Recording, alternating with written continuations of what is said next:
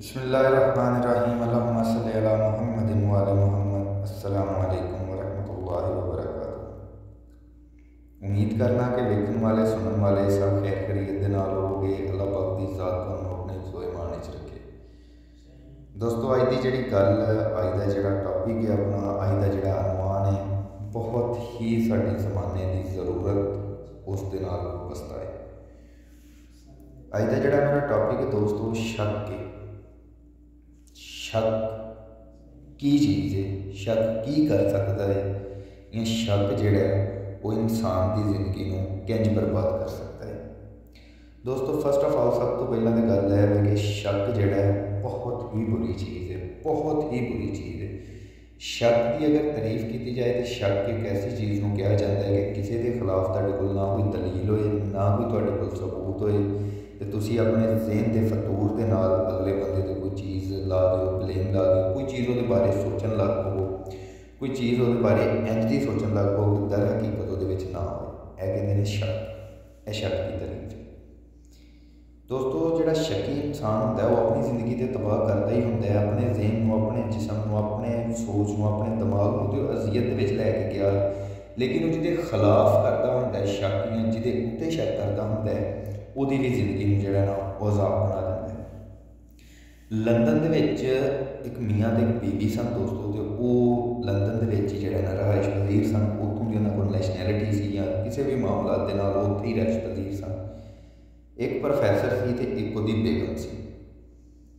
Professor साहब ने इरादा किया कि मैं जिहड़ा ना PhD करन तो बाद अपने वाई वतन जिहड़ा ना वापस जाना है। PhD उन्हें शुरू कर दी। PhD वो अपना कॉलेज या यूनिवर्सिटी जिते भी वो जाते रैगूलर तरीके दे नाल जिहड़ा ना वो जान लग पे।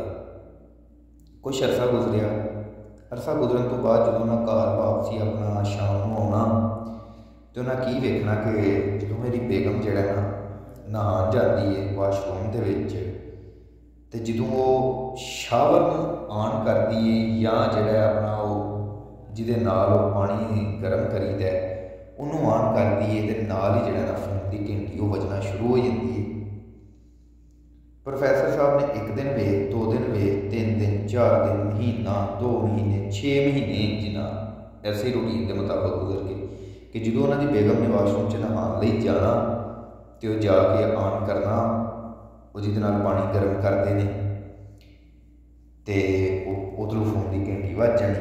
उस गरीबनी ने पहले दिन तो लैके एंड तक उन्हें जिहड़ा ना जो अपने गुसल लई कपड़े अपने ला लेने, कपड़े लाने तो बाद जो घंटी बजनी उन्हें वापसी फिर दोबारा कपड़े पाने तो जाकर चुकनी बैल तो फोन महसूस करना तो कोई अगू राबते नहीं, कोई इंसान ना बोले, कोई आवाज़ तक भी ना। वक्त गुजरता गया 6 महीने का वक्त जिहड़ा ना वो गुजर गया। 6 महीने के वक्त के गुजरन तो बाद प्रोफैसर साहब की उन्होंने बेगम की अद्धी जिंदगी जिहड़ी वो अजाब के मुबतला हो गई कि शक करन लग पे। अजीबो गरीब जिहड़ा ना उन्हें अपना सोचा बना लिया कि की है जो नहान जाती है सिर्फ उदों ही काम होना होंदा है। खैर उन्होंने ना को रहा गया ना पुलिस जिहड़ी उतों की मकामी उन्होंने ना इतलाह की कि साढ़े नाल इंज इंज वाकिया होंदा है तो लिहाजा इसका कोई जिहड़ा ना सदे बाप किया जाए, असीं बहुत तंग हाँ। पुलिस भी आई उन्हें यकीन दहानी करवाई कि असीं जिहड़ा ना कुछ करने ये बारे, तो पुलिस वापस चली गई। हुण प्रोफैसर साहब के घर के बिल्कुल सामने एक लत कटी सी इंसान की, मजदूर इंसान जिहड़ा ना उत्थे रहिंदा सी। प्रोफैसर साहब ने उहदे उत्ते शक करना शुरू कर दिता। जिस वेले उन्हें शक करना शुरू कर दिता तो उन्हें पुलिस को भी दस्सिया तो पुलिस भी उस इंसान का जिहड़ा ना फोन ट्रेसिंग ये वो जिहड़ा भी उन्होंने को हालात सन जिंज भी उन्हें उस इंसान को जिहड़ा ना ट्रेस करना शुरू कर दिता। 1 2 3 4 दिन हफ्ता गुजरिया तो हफ्ता गुजरन तो बाद जिहड़ा ना पुलिस ने उन्होंने इस चीज़ की यकीन दहानी करवाई कि जिस इंसान से तुसीं शक करन दे वो इंसान बिल्कुल आइंदा नहीं तो ना ही उसका कोई जिहड़ा ना फोन का डाटा आइंदा साढ़े कोल रिसीव होया कि जिहदी वजह तो असीं उहनूं गिरफ्तार कर सकीए। लिहाजा दोस्तों जिहड़ा मैं तुहानूं वाकिया अज पिया सुनाना वा ये लंदन की अखबार के विच भी जिहड़ा ना छाया होया सी। लंदन के टैलीविजन के उत्ते उन्हां दी जिहड़ी कोई ब्रेकिंग न्यूज़ होंदी है उहदे उत्ते भी है जिहड़ा ना वाकिया छाया होया सी। खैर कुछ अरसा गुजरन तो बाद 1 साल का जिहड़ा ना वो वक्त गुजर गया इस ही कशमकश के विच।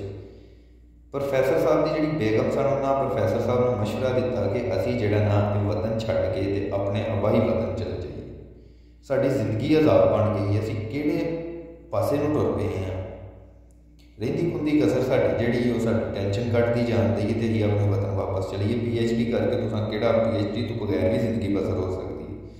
प्रोफैसर साहब आकर उन्होंने कोई तसलियां दिलासे दे के वक्त थोड़ा जिहा मंग लिया।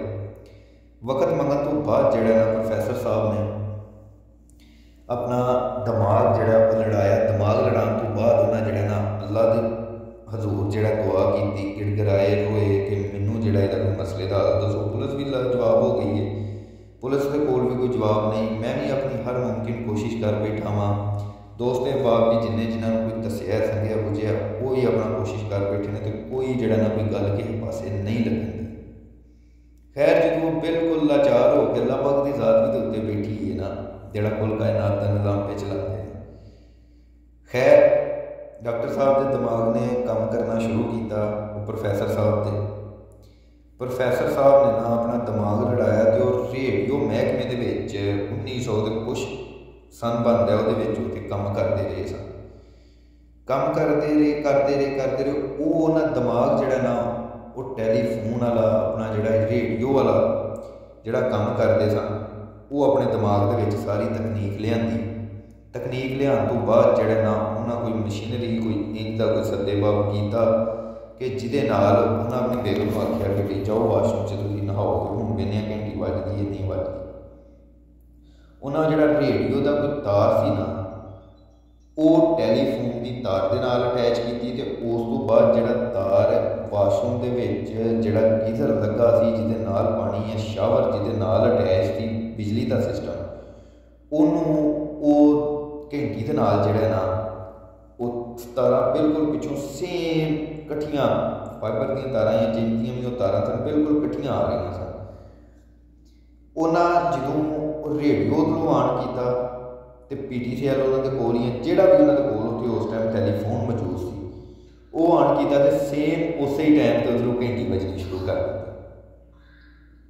उन्होंने मियाँ बीवी ने सिर ते हत्थ मारे कि जी दुनिया के उत्ते शक करते रहे हैं, असीं पुलिस नूं इतलाह की तो मसला विच है सी। दोस्तों मुख्तसर गल ये कि जिहड़ा शावर का टैलीफोन का तो रेडियो का वो एक कनैक्शन हो गया सी स्पार्क करके, जिसकी वजह तो एन जो जाके शावर ऑन करते हैं तो घंटी बजना शुरू कर देती सी, शावर बंद करते हैं तो घंटी बंद हो जाती।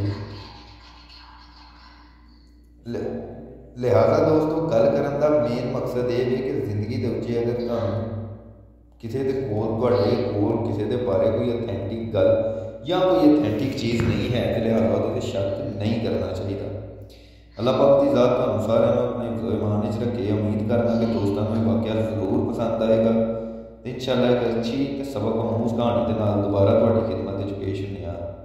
अल्लाहुम्मा सल्ली अला मुहम्मद व अला मुहम्मद। अस्सलामु अलैकुम व रहमतुल्लाह।